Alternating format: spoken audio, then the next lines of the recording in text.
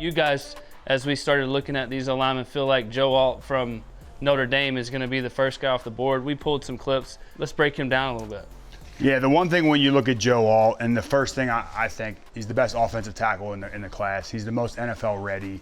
He's 6'9", 321 pounds. He's played in 33 games. He's only 21 years old. To be that massive, and you see his picture, he's got the baby face. We look a little bit older, and we got a couple more grays from the stretch going in. Yeah, you have the Joe Alt going on right now.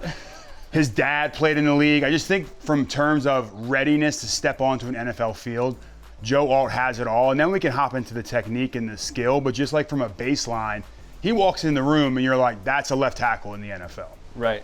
Yeah, right. For me, like when you turn on the film, right, he's almost 6'9", Colt. So when you look at it, you're like, man, is this guy going to be able to bend? And the first thing you look at, I mean, this clip right here, right? First of all, he's got a great three-point stance. He gets out of it. He's going to be in a three-point stance more in one game in college than he ever will be in the NFL. That's right. And all over this tape, he's in a three-point stance. But boom, he's kicking out to 44. He drops immediately, bends, gets back inside. He floats and settles, lets the guy get to his outside, stays inside out for his quarterback, does a great job just realizing the game and being able to settle on this defensive tackle looping to him. So he's setting out for the rusher. That's right? correct. And as soon as the rusher bails, he resets to block the three technique. Yep, we're taught as offensive linemen, the minute you have a dropper to your set and get your eyes back inside because a fire zone's coming the other way. Yep. And he does a great job reading and recognizing this. This is a big thing. You're not always taught this in college, but when you see a guy like this, you can say, hey, this guy's going to be mentally ready to play the game immediately. First of all, you got to have confidence, right? He's the left tackle. He goes out and jump sets, right? Jump sets, the scariest set in all of football.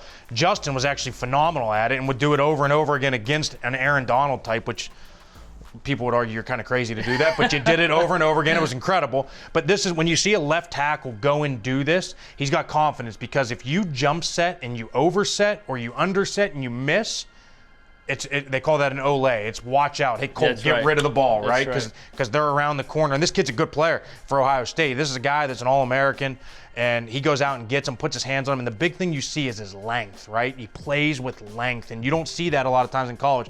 If I could go back to my college tape, I never punched. I didn't learn how to punch till I got to the NFL. Yeah. And so when you see a guy doing that at the college level, you know he's going to transition well. It's the footwork, too, in there. He's not crossing over with that inside step. So a lot of things when it comes to jump setting, and a reason why I like to do it, you're taking the air out of the play. Defensive linemen are always off timing. It's 1-2 chop, 1-2 bull rush. When you jump set, you throw the defensive lineman's timing off.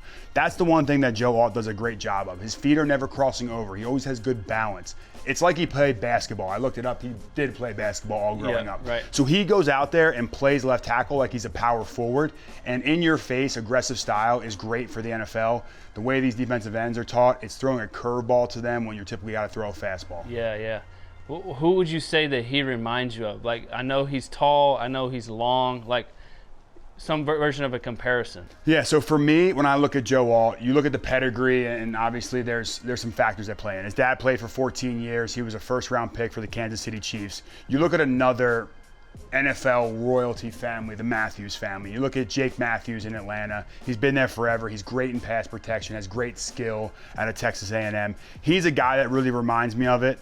And just the way they go out there and they play. I mean, we can get more into the run blocking and the physicality, but he's definitely a guy I think he models his game after. I think that's a great comparison. A guy, for me, a guy that you played with, Joe Thomas, right? Yeah, like this was a guy that wasn't a mauler. Joe was never a mauler in the run game, but he was technically sound. He had great pass sets. Every snap looked the same. They all looked the same. His pass that he got to a point, he settled, and he threw his hands, and he caught, and he anchored, and it was over, right? Yeah. And so that's where this guy kind of reminds me of. Like when I turn this on, like I don't see a Trent Williams or a Christian Darrisaw who's trying to bury somebody on every play, but I didn't see that from Joe Thomas. I just saw consistency over and over again. That's kind of what I see with him. Good, tall guy. Joe was tall, bends well. Just big comparison with Joe Thomas. Joe's a good basketball player too, but here's a clip of him in the run game right here. Shows his physicality.